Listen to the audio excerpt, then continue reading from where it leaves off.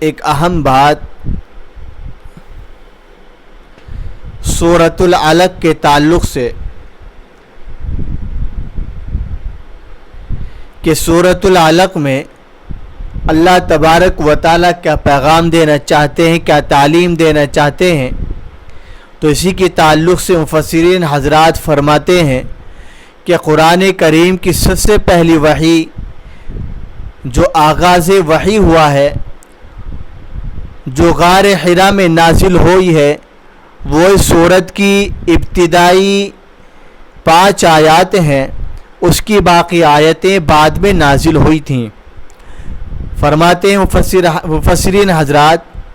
کہ آگے ابو جہل کی سرکشی اور اس کی بدبختی کا ذکر ہے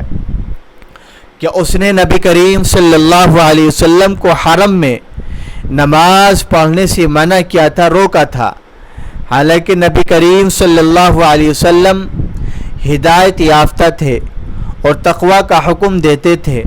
ابو جہل کے بارے میں اللہ تبارک و تعالی فرماتے ہیں کہ اگر وہ ان حرکات سے باز نہ آیا تو ہم اس کی پیشانی کے بالوں کو پکڑ کر گھسیٹیں گے۔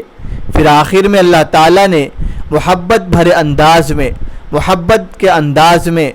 فرمایا کہ میرے محبوب سجدے کرتے رہیے، سجدے کیجئے، سجدہ کیجئے اور میرے قریب ہو جائیے۔ معلوم ہوا کہ اس سجدے سے اللہ تعالیٰ کا قرب نصیب ہوتا ہے، اللہ تبارک و تعالیٰ کا تقرب حاصل ہوتا ہے۔ اللہ سے دعا ہے کہ اللہ تعالیٰ ہم سب کو عمل کی توفیق عطا فرمائے۔